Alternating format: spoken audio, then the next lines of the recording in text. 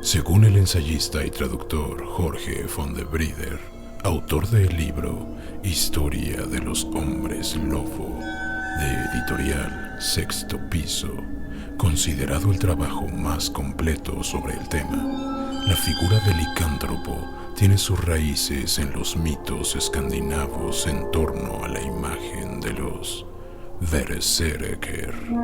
guerreros sanguinarios que formaban parte de la comitiva del dios Odín, quienes iban cubiertos con pieles de osos y lobos, las cuales les conferían la fiereza y fuerza sobrehumana de dichas bestias. Sin embargo, esta clase de metamorfosis no son exclusivas de los vikingos, pues desde hace siglos, en distintas latitudes, las leyendas hablaban también de las mujeres zorro en China, los hombres leopardo en África Occidental y, obviamente, de los nahuales de México. Y, aunque la idea generalizada del licántropo viene de Inglaterra, no hubo reportes de hombres lobo en la Gran Bretaña hasta el siglo XV, donde a los brujos se les creía con la potestad para transformar a la gente y a sí mismos en animales, por ejemplo, en hombres lobo. El miedo atávico a los lobos, azote de las comunidades rurales, potenciado por la mera idea de que su bestialidad pudiese hibridarse con las cualidades y defectos de la especie humana, y la llegada del cristianismo, contribuyeron a la demonización de los lobos como bestias infernales y a la idea de la licantropía como una maldición de Satán. Maldición que la Inquisición debía castigar, por lo que, para el siglo XVI, solo en Francia, hubo más de 30.000 juicios por licantropía que terminaron con gente quemada viva en la hoguera. Sin embargo, a lo largo y ancho del continente americano, los pueblos anahuacas han visto casi como un guía espiritual a aquel hombre que tiene la capacidad chamánica de modificar la manera en que la luz interactúa con su cuerpo, lo que le permite transformar su estructura física para verse como un anciano o como un joven, o transmutar completamente para convertirse en su animal de poder, su nahual, como el coyote, el lobo o el oso. Aparte de tener otras habilidades sobrehumanas, como la teletransportación y la curación. Y, aunque estos nahuales eran sabios, dedicados en su mayoría a la sanación o a la protección de lugares sagrados, había quienes, corrompidos por el poder, se deshacían de su humanidad y se entregaban a la oscuridad de las ominosas fuerzas que les otorgaban conocimientos prohibidos y malignas habilidades profanas. Estos seres malévolos eran conocidos como Tlacatecolotl, los hombres de colote, brujos y brujas que usaban sus conjuros y hechizos no solo para perjudicar a sus víctimas, sino que, a través de ellos, podían convertirse en toda clase de bestias nocturnas para infringir penas y sufrimiento a sus víctimas. Entre ellos existían los llamados Monotzale o Pixe, que eran los poseedores de conjuros y los Teyolpachuani, los que oprimen el corazón de la gente y que, a decir de las crónicas de Sahagún, eran una clase infame de brujos que se vendían como mercenarios, sádicos asesinos a sueldo con poderes sobrenaturales y que se vestían con pieles de ocelote para convertirse en uno y así cumplir con sus misiones homicidas. Durante la época de la colonia, cuando las supersticiones ibéricas comenzaban a mezclarse con la espiritualidad anahuaca, surgió la primera crónica de licantropía en el Nuevo Mundo. Una pequeña aldea de Acatzingo, el tenientazgo de Tepeaca, Puebla, era asolada por un misterioso y rabioso depredador que, por las noches, destazaba a los animales de los pobladores, quienes quedaron horrorizados por las carnicerías que dejaba a su paso. Algunos animales medio devorados y otros más que parecían haber sido descuartizados solo por el mero placer de hacerlo. Tepeaca era la segunda ciudad más importante de los invasores españoles, solo después de la Villa Rica de la Veracruz, por lo que una cuadrilla de soldados fue despachada para investigar. Patrullaron los corrales, los chiqueros y los establos por 3 noches seguidas, pero nada pasó. Sin embargo, la cuarta noche, uno de los soldados fue salvajemente asesinado, su garganta cercenada de tajo y su vientre abierto con las tripas de fuera y a medio comer. La noche siguiente, convencidos de que debía de tratarse de un ocelote y sedientos de venganza, los soldados salieron a cazarlo. La historia se repitió y, en un descuido, uno de los soldados fue atacado por la bestia, que lo abrió en canal solo para juguetear con sus tripas y mordisquearle el hígado y el corazón. Los soldados restantes salieron despavoridos y volvieron a la capital por refuerzos. Uno de los campesinos sabía que más soldados en el pueblo significarían más abusos por parte de los invasores y podrían causar más mal que el depredador que solo atacaba animales y españoles. Así que tomó la iniciativa de resolverlo él mismo, para evitar que su pequeña aldea se viera ocupada por los soldados y, haciendo gala de ingenio, tramó una trampa, simple pero efectiva. Colocó la carnada y se sentó a esperar. Sin los soldados españoles patrullando, la bestia se confió y volvió a vagar despreocupadamente bajo la luz de la luna por entre los corrales de la aldea. No tardó en morder el anzuelo y, al querer hacerse con la carnada, la trampa del campesino se activó y la pata delantera del animal quedó atrapada por una cuerda robusta. El campesino esperaba encontrarse con el supuesto ocelote, pero se llevó una desagradable sorpresa al descubrir que lo que había caído en la trampa era un enorme y furioso lobo, y que de ningún modo parecía estar preparado para capturar a una bestia de tal envergadura, pues estaba seguro que la cuerda no resistiría por mucho los embates del animal que luchaba por liberarse, y cuando eso sucediera, solo tenía una pequeña hacha sin filo, que era más una herramienta de agricultor que un arma para defenderse. La bestia se lanzó sobre él. Aún atada, podía alcanzarlo y arrancarle un brazo de una mordida, así que,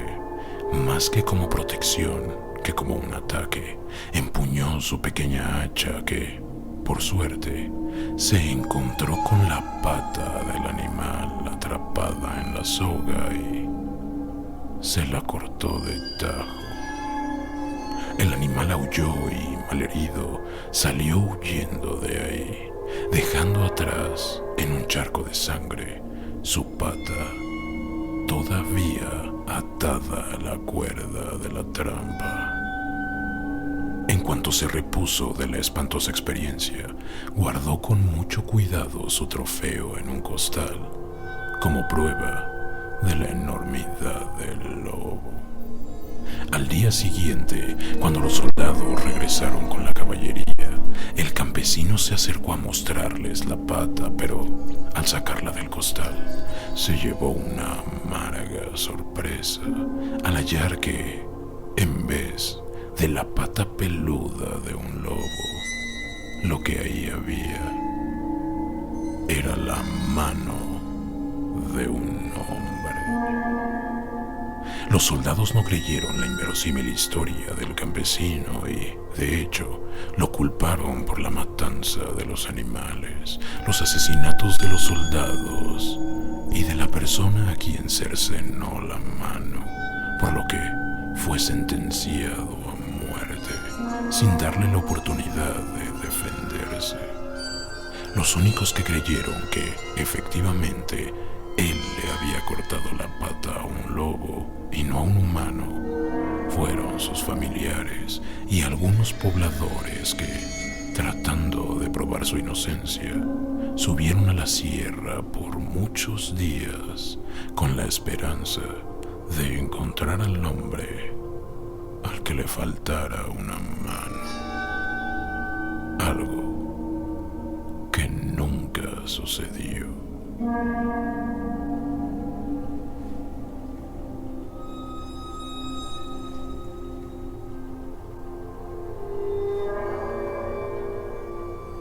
Y fue así que se fraguó el mito de la amenaza de estos oscuros chamanes transmutadores, que pasaron a ser considerados malignos brujos satánicos que tomaban únicamente la forma del lobo para acudir a sus aquelarres, reuniones blasfemas de invocación y adoración al diablo, atacando a todo aquel pobre infeliz que tuviera la desgracia de cruzarse en su camino, oscureciendo aún más la cruenta historia de la colonia y la Santa Inquisición en el Nuevo Mundo, con centenares de juicios llevados a cabo para condenar a muertes horribles e inhumanas a las personas que suponían cambiaban de forma, llámense nahuales o licántropos. Al paso de los años y erosionadas por el folclore, las versiones, como los mismos hombres lobo, empezaron a transformarse y se enraizó la idea de que el ser obtenía sus poderes de un maligno brujo del bosque, quien, a cambio de firmar un pacto herético, le ofrecía una piel de lobo y un ungüento especial hecho con tripas y vísceras de infante, con el que se les podía pegar el nuevo atuendo para transformarse en una salvaje bestia sobrehumana, como los berserkers, hambrienta de carne fresca, sedienta de sangre caliente y urgida de hallar nuevas víctimas de las cuales alimentarse y crear más ungüento. La piel del animal debía guardarse en un rincón oscuro durante el día y en las noches de luna llena se sacaba para poder convertirse y alimentarse. Pero por su pacto blasfemo estaban condenados a los infiernos, pues al perder sus pieles perdían también su inmortalidad, siendo el diablo el único ser que se los podía llevar al otro mundo, pues de lo contrario quedarían como almas en pena. De ahí que generalmente se les identificara con el mundo de los muertos y se creyera que eran más activos durante las 12 noches posteriores a la Navidad, cuando se supone que los muertos vagan por la tierra. La leyenda alcanzó una tergiversada versión que afirmaba que el séptimo varón de la familia se convertiría en un hombre lobo, sediento de sangre y carne humana. Sin embargo, las historias misteriosas, los fenómenos inexplicables y los hechos macabros que alimentaron el mito nunca dejaron de suceder, como podemos corroborarlo hasta el día de hoy con el pánico generado en Valle de Bravo o la histeria colectiva en Chiapas. Por ello es que todavía pueden escucharse relatos como el ocurrido apenas en las primeras décadas del siglo pasado en una pequeña comunidad llamada Tecpatlán, en el municipio de Cihuateutla, en Puebla. El pueblo estaba bajo el asedio de un terrible animal salvaje que la gente suponía debía de ser o un puma o un jaguar, y que no solo estaba matando al ganado, a las gallinas o incluso a las mascotas, sino que ya había atacado a varios jornaleros de la zona que regresaban de noche de trabajar en el campo. Luego de sufrir por mucho tiempo los sangrientos ataques del animal, los hombres del pueblo, más hartos que asustados, se organizaron para ponerle fin a la situación y darle caza hasta matarlo. El plan era arrinconarlo en una parte del cerro que no tenía salida, pues las paredes de piedra eran casi verticales y, una vez ahí, lo emboscarían, atacándolo con machetes, palos y piedras. Luego de afinar detalles, echaron a andar la operación. Para asegurarse que el plan no fallaría, tentaron al animal con una carnada irresistible, una indefensa y muy apetitosa jovencita de la comunidad. No tuvieron que esperar mucho, pues, acorde al plan, la bestia hizo acto de presencia y se enfiló directo hacia la que pensó sería su cena, mordiendo el cebo y cayendo en la trampa. Aunque la bestia era mucho más grande de lo que esperaban, de hecho, mucho más grande que cualquier jaguar que hubiesen visto, los hombres se armaron de valor y lo emboscaron. Lo acorralaron en el sitio planeado y ahí lo mataron a machetazos. Orgullosos de su hazaña, recogieron los retazos del enorme felino, los guardaron en un costal y se los llevaron de vuelta al pueblo, dejándolo afuera de la casa del hombre que lo planeó todo y que asestó el machetazo final a la bestia. Al amanecer, el hombre salió de su hogar para revisar los pedazos del animal dentro del costal y ver qué se podía rescatar, pero descubrió que los retazos de carne no eran de ningún felino, sino de un hombre con extraños tatuajes marcados por todo el cuerpo. Los pobladores de Tecpatlán, harto asustados por aquel macabro hecho, se apuraron a tirar los restos del siniestro cuerpo en un barranco lejano y acordaron no dar aviso a las autoridades y guardar el secreto.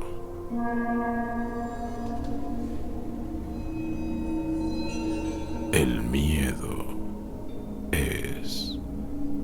real. Rapatustra 2020. Toca la campana si te atreves.